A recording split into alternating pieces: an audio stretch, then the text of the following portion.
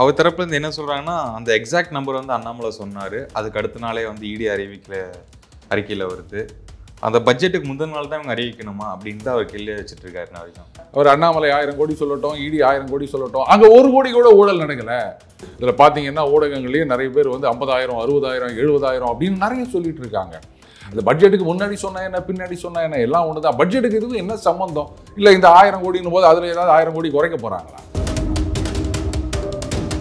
அதிமுகவும் இருக்காங்க. இந்த 1000 கோடி ஊழல் பத்தி ஒரு வார்த்தையுமே வாய் திறக்கவே இல்லை. இன்னைக்கு சட்டமன்றம் நடந்துட்டு இருக்கும் போதும் வந்து ஈரோட்டில் ஒரு கொலை நடந்திருக்கு அப்படிங்கிற மாதிரி சொல்றாங்க. ஏன் அந்த விஷயத்தை பத்தி அவங்க பேசவே மாட்டாங்க? அதிமுக ஆட்சியில போடப்பட்ட எஃப்ஐஆர் அப்படின்னு சொன்னா அப்ப இவங்க அதை பத்தி வருத்தப்பட வேண்டிய அவசியமே கிடையாது. சொல்ல போனா அதிமுகவுக்கு குடைச்சல் அப்படின்ற பட்சத்துல திமுக வந்து ரைட்டு தாராளமா இன்வெஸ்டிகேட் பண்ணுங்க அப்படின்னு சொல்லணும்.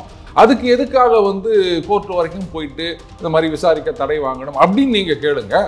இதுல வந்து அதிமுகவும் சிக்குன்னு சொல்ல வரீங்க, அதுதான் இப்போ விஷயம். இப்போ ஒருவேளை அது உண்மையாக இருக்கிறதுனால தான் இவங்க வந்து எதுவும் வாய் திறக்க மாட்டேங்கிறாங்களோ. இப்போ நம்ம கம்ப்யூட்டரில் பில்லு கொடுக்க போகிறோம் அப்படின்னு சொல்லிட்டு இருக்கோம். இது ரஷ்யாவுக்கு அப்புறம் இந்தியாவிலேயே முதல் முறையாக நமது டாஸ்மாகில் தான் அப்படின்னு நம்ம இன்ட்ரோடியூஸ் பண்ணிட்டோம்னு வச்சுக்கோங்களேன். எல்லாத்துக்கும் போயிடுற மாதிரி வச்சுட்டோம் அப்படின்னு சொன்னால் இது நிஜமாகவே ஒரு வழிகாட்டி மாடலாக இருக்கும். நிரஞ்சன், சமீபத்தில் அமைச்சர் செந்தில் பாலாஜி அவர்கள் வந்து டெல்லி சென்று வந்ததாகவும் அமித்ஷா சந்திச்சதாகவும் தகவல்லாம் வருது. அதெல்லாம் உண்மையா? இந்த சரணடைவாரா சமாதானமா அப்படிங்கிற பேச்சுவார்த்தைகளும் போயிட்டு இருக்குன்னு சொல்லியிருந்தாங்க. ஏன் ஒருவேளை சென்ட்ரல் மினிஸ்டர் போறாரோ செந்தில் பாலாஜி அவர்கள்? இப்போ பாஜகவை நீங்க என்ன சொல்றீங்க? வாஷிங் மிஷின் ஊழல்லாம் சொல்லுவாங்க, குற்றச்சாட்டு சொல்லுவாங்க, அதுக்கப்புறம் அவங்க கட்சியில சேர்ந்தா மந்திரி ஆகிடுவாங்க, நல்ல வெளுக்கும். இன்னைக்கு மார்க்கெட்ல இருக்க எல்லா சோப்பு வாஷிங் பவுடரோட பாஜக வாஷிங் பவுடர் தான் சிறந்தது அப்படின்னு சொல்றீங்க. ஒருவேளை அவர் பாஜகவில் சேர்ந்த சென்ட்ரல் மினிஸ்டர் ஆகிறது கூட ஒரு சான்ஸ் இருக்குல்ல. அங்கதான் நல்ல வாஷிங் மிஷின் வச்சுக்கிறாங்கல்ல. பாஜகவினர் வந்து ஸ்டாலின் அவர்களுடைய போட்டோ ஓட்டுறாங்க. திமுகவினர் வந்து அண்ணாமலை அவர்களுடைய போட்டோ, அந்த சாட்டை அடிக்கிற போட்டோ வந்து டாஸ்மாக்ல மாற்றி விட்டு ஒரு போராட்டம் பண்ணிட்டு இருக்காங்க. இந்த பக்கம் வந்து திமுக, இந்த பக்கம் பாஜக, 2 பேருக்கும் தான் ஃபைட் நடக்குது. இந்த அதிமுகன்னு ஒன்று காணாமையே போயிடுச்சு. அப்போ இங்க அரசியல் களமே திமுக வர்சஸ் பாஜகன்னு மாறிட்டு இருக்கு. நிரஞ்சன், அது புரியலையா? அதை தான் நான் பார்க்குறேன். போட்டோ ஓட்டுறது திமுகவே அதை கொண்டு வராங்களா? இதுதான் நான் ரொம்ப நாளாக சொல்லிட்டு வர விஷயம். ஏன்னா திமுகவை பொறுத்த வரைக்கும் களத்துல இன்னாண்ட பக்கம் நிற்கிறது வந்து பாஜக அப்படின்னு சொன்னா இவங்க சேஃப்.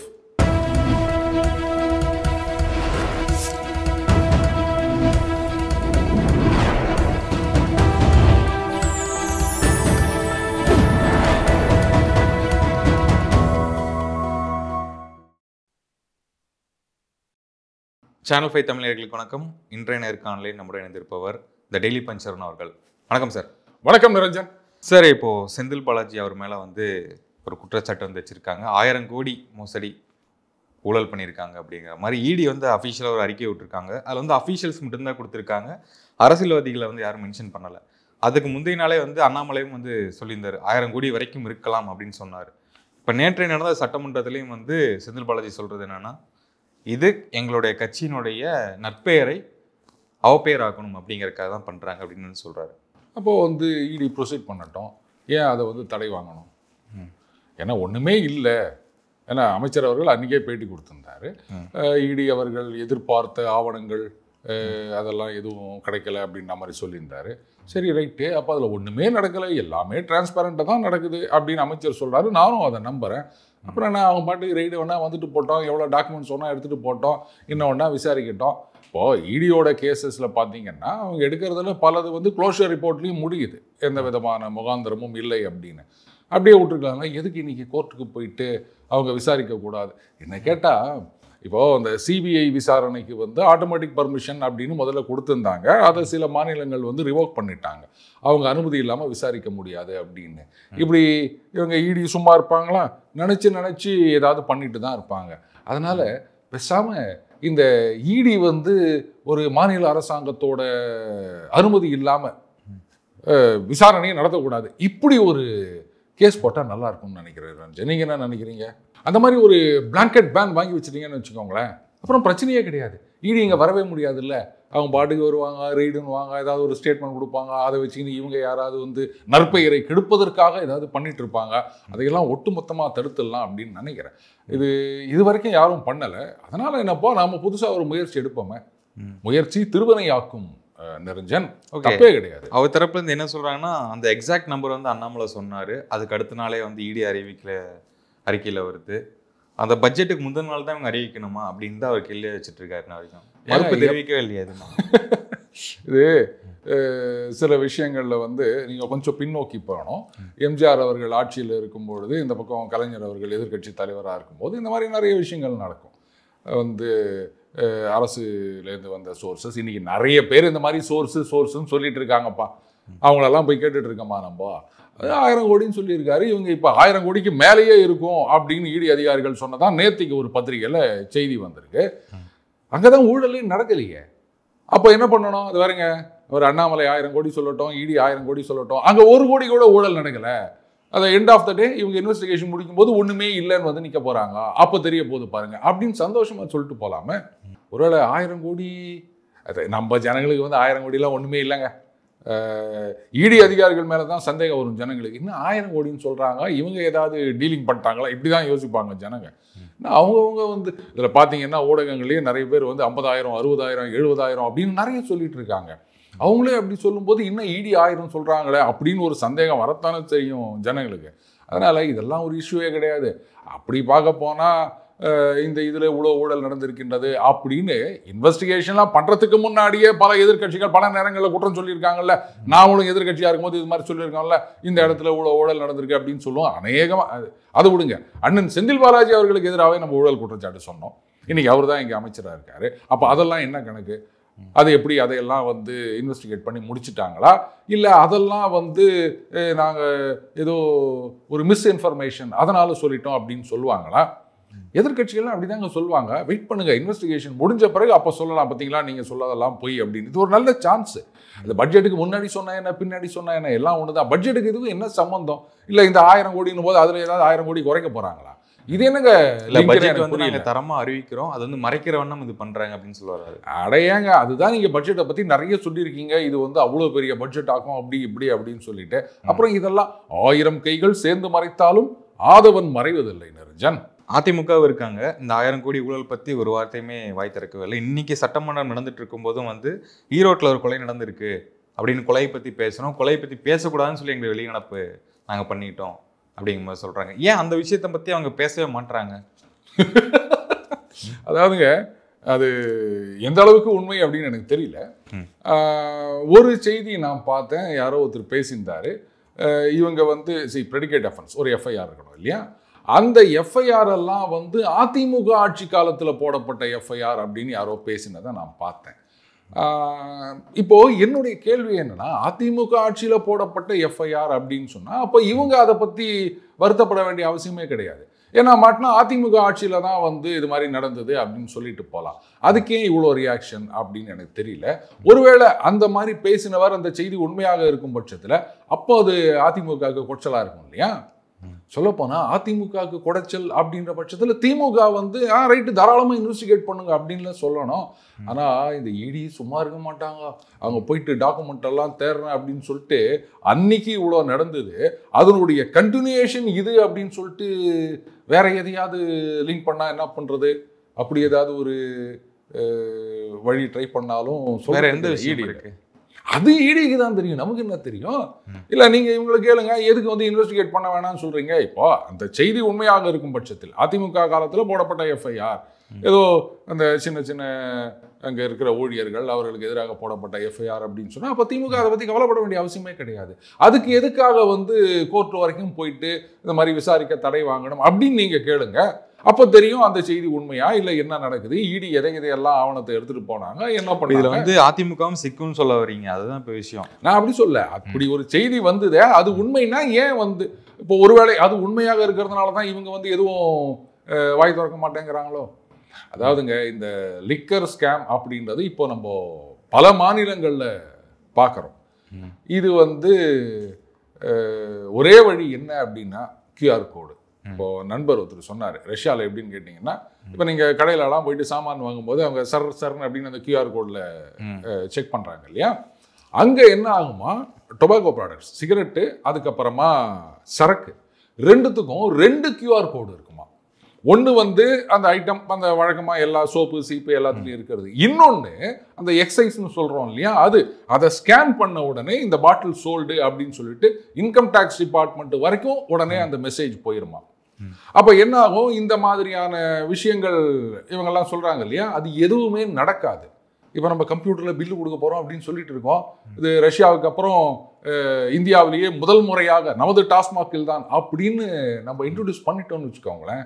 அந்த கியூஆர் கோடு எந்த பாட்டில் விற்கிறதா இருந்தாலும் அதை ஸ்கேன் பண்ணணும், உடனே அது வந்து எக்ஸைஸ் டிபார்ட்மெண்ட்டு, அதுக்கப்புறம் டாஸ்மாக்கு எல்லாத்துக்கும் போயிடுற மாதிரி வச்சுட்டோம் அப்படின்னு சொன்னால் இது நிஜமாகவே ஒரு வழிகாட்டி மாடலாக இருக்கும் நிரஞ்சன். இதை யாராவது செய்யலாமே, அமைச்சருக்கு யாராவது எடுத்து சொல்லுங்கப்பா, நம்ம வந்து இந்தியாவுக்கே வழிகாட்டியாக இருப்போம் அப்படின்னு. நல்ல ஐடியா தானே, ஃபாலோ பண்ணலாமே. இப்போ சமீபத்தில் அமைச்சர் செந்தில் பாலாஜி அவர்கள் வந்து டெல்லி சென்று வந்ததாகவும் அமித்ஷா சந்திச்சதாகவும் தகவல்லாம் வருது. அதெல்லாம் உண்மையா? இந்த சரணடைவாரா சமாதானம் அப்படிங்கிற பேச்சுவார்த்தைகளும் போயிட்டு இருக்குன்னா சொல்லியிருந்தாங்க. ஏன் ஒருவேளை சென்ட்ரல் மினிஸ்டர் போகிறாரோ செந்தில் பாலாஜி அவர்கள்? ஏன் ஆகக்கூடாதுன்னு ஏதாவது இருக்கா? ஏங்க நீங்களே பாருங்களேன், அவருடைய ட்ராஜெக்டரி எடுத்து பார்த்தீங்கன்னா திமுகவில் வந்து அவர் ஊழல் பண்ணார் அப்படின்லாம் சொன்னாங்க. அதுக்கப்புறம் அவர் திமுகலையே சேர்ந்துட்டார். இன்னைக்கு வந்து திமுகவில் அமைச்சராகவும் ஆகிவிட்டார். இப்போ பாஜகவை நீங்கள் என்ன சொல்கிறீங்க, வாஷிங் மிஷின் ஊழல்லாம் சொல்லுவாங்க, குற்றச்சாட்டு சொல்லுவாங்க. அதுக்கப்புறம் அவங்க கட்சியில் சேர்ந்தா மந்திரி ஆகிடுவாங்க, நல்ல வெளுக்கும். இன்னைக்கு மார்க்கெட்டில் இருக்க எல்லா சோப்பு வாஷிங் பவுடரோட பாஜக வாஷிங் பவுடர் தான் சிறந்தது அப்படின்னு சொல்கிறீங்க. ஒருவேளை இப்படி கூட அவர் அமித்ஷாவை சந்திச்சார் அப்படின்றதெல்லாம் எனக்கு தெரியாதுங்க. ஒருவேளை அவர் பாஜகவில் சேர்ந்தா சென்ட்ரல் மினிஸ்டர் ஆகிறது கூட ஒரு சான்ஸ் இருக்குல்ல. அங்கே தான் நல்லா வாஷிங் மிஷின் வச்சுக்கிறாங்கல்ல, அப்படியே கொளுத்தி போடுவோம். என்ன அப்போ ஆளாளுக்கு ஒன்று கொளுத்தி போடுற மாதிரி நம்ம தரப்புலேருந்து நம்ம ஒன்று போட்டு விடுவோம். ஆனால் சாயங்காலம் போயிட்டு அடுத்த நாள் காலையில் வந்துட்டாருங்க. அது அமித்ஷாவெல்லாம் அவர் பார்த்ததா எனக்கு தெரியல. ஏதோ லாயரை பார்த்ததா இன்னைக்கு சில பேர் ஏதோ ஃபோட்டோலாம் இது பண்ணிட்டு இருக்காங்க. கரெக்டு, நிறைய கேஸ் நடந்துட்டு இருக்கு. மேபி இந்த கேஸ் வந்து ஹைகோர்ட்டில் முடியலைன்னா இப்போ கேட்டிருக்காங்களா தடை கேட்டு இது சுப்ரீம் கோர்ட்டு போகலாம் அப்படின்றதுக்காக டிஸ்கஸ் பண்ண கூட போயிருக்கலாம். அப்படியே இந்த யோசனையும் சேர்த்தீங்கன்னா நல்லாயிருக்கும். சிபிஐ மாதிரியே இடியும் ஸ்டேட் கவர்மெண்ட் பர்மிஷன் இல்லாமல், ஏங்க ப்ரெடிகேட் அஃபென்ஸ் நாங்கள் தானே எஃப்ஐஆர் போட்டுக்கிறோம், அப்போ நாங்கள் தானே இன்வெஸ்டிகேட் பண்ணோம், நீங்கள் வந்து கூட வந்து நிற்கிறீங்க, எல்லாத்துலேயும் நீங்கள் தலையை விடுறீங்க. அதனால் அப்படி ஒரு பேன் கோர்ட்டில் அப்ளை பண்ணால் கூட நல்லா இருக்கும் அப்படின்னு நினைக்கிறேன். அதுக்கு நல்ல வக்கீல் வேணும் இல்லையா? அப்போ தமிழ்நாட்டில் திறமையான வக்கீல் இல்லையா அப்படின்லாம் என்ன கேட்காதீங்க. அது டெல்லி, இங்கேருந்து போயிட்டு வரது கஷ்டன்றதுனால டெல்லியில் இருக்க லாயரை கூப்பிடுவாங்க. நீங்கள் ஏன் வந்து தப்பாலாம் நினைக்கிறீங்க நிரஞ்சன்? சரி, இப்போது அண்ணாமலை வயசு செந்தில் பாலாஜி இந்த மாதிரியே போகுதோ அப்படிங்கிற மாதிரி கேள்வி வருது இல்லை? அண்ணாமலையும் தொடர்ந்து வந்து செந்தில் பாலாஜியவே வந்து கூர்ந்து கவனித்து சில தவறுகள் சொல்லிக்கிட்டே இருக்காரு. இவர் வந்து சட்டசபையிலே வந்து வேற ஏதோ டாபிக் பேசுறாரு, திடீர்னு வந்து அண்ணாமலை சேட்டையில் அடிச்சாரு அப்படின்லாம் வந்து ஒரு நகைப்பு பண்ணிட்டு இருக்காப்புல. அதாவது முதல்ல இந்த ஆவின்ல இந்த ஸ்வீட் பாக் டெண்டர் அப்படின்னு ஆரம்பிச்சார் அண்ணாமலை அவர்கள். அது செந்தில் பாலாஜி அவர்களுக்கு எதிராவா? சொல்லுங்க. அவர் எல்லா விஷயத்துலையும் தான் குரல் கொடுத்துட்டு இருக்காரு. அதே மாதிரி இங்கே சென்னையில் நடந்த ஒரு சம்பவம், அதுக்கும் வந்து சாட்டையால் அடித்து கொண்டார். அது எப்படி செந்தில் பாலாஜி அவர்களுக்கு எதிராகவா? இப்போ நீங்களே சொன்னீங்க இந்த 1000 கோடி ஊழல்னு இடியில் சொல்லியிருக்காங்க, அதிமுக வந்து எதுவுமே பண்ணலை அப்படின்னு. கரெக்டு, அவங்க எதிர்கட்சி, நாங்கள் தான் கரெக்ட், அவங்க தான் வந்து அங்கீகரிக்கப்பட்ட எதிர்கட்சி, சட்டமன்றத்திலையும் சரி வெளியிலையும் சரி அவங்க தான் வந்து திமுகவுக்கு அடுத்தபடி பெரிய கட்சியாக இன்றைக்கு இருக்கின்றார்கள். ஆனால் அவங்க கடமையை செஞ்சதா தெரியல. அண்ணாமலை அவர்கள் செஞ்சுட்டு இருக்காரு, எல்லா விஷயத்துலையும் தான் அவர் பேசுகிறாரு. அது ஏன் செந்தில் பாலாஜி மட்டும் அவங்க கண்ணுக்கு தெரியுது? சரி, இப்போ நீங்கள் செந்தில் பாலாஜி அவர்கள் வந்து அண்ணாமலையை வந்து இது மாதிரி நகைப்பு கேடகமாக பேசுகின்றார் அப்படின்லாம் சொல்கிறீங்க இல்லையா? அவர் மட்டுமா? திமுகவில் இருக்க எல்லா அமைச்சர்களும் அண்ணாமலையை தானே தாக்கி பேசிட்டு இருக்காங்க. அப்போ அதையும் நீங்கள் செந்தில் பாலாஜி மட்டும்தான் அவங்க கண்ணுக்கு தெரியுதா, மற்றவங்க அவங்க கண்ணுக்கு தெரியலையா? அப்போ இன்னைக்கு எதிர்கட்சியாக யார் செயல்படுகின்றார் அப்படின்றது எல்லாருக்கும் தெரியுது. நீங்களே சொல்லிட்டீங்க அதிமுக அதை பற்றி பேசவே இல்லை, அண்ணாமலை தான் பேசிட்டு இருக்காரு அப்படின்னு. அப்போ அவர் எதிர்கட்சியாக அதிரடியாக செயல்படுகின்றார் போது அப்போ ஆளுங்கட்சியில் இருக்க அத்தனை பேரும் அவரை தான் அட்டாக் பண்ணுவாங்க. நீங்கள் ஒரு இன்சிடென்ட்டை மட்டும் எடுத்துகிட்டு இவர் வந்து செந்தில் பாலாஜிக்கு மட்டும் இது பண்ணுறார், ஏங்க அவர் வந்து இன்னென்னாரெலாம் உள்ளே போக போகிறாங்க அப்படின்னு வேற சொல்லியிருக்காருல அண்ணாமலை. செந்தில் பாலாஜி மட்டுமா சொன்னார்?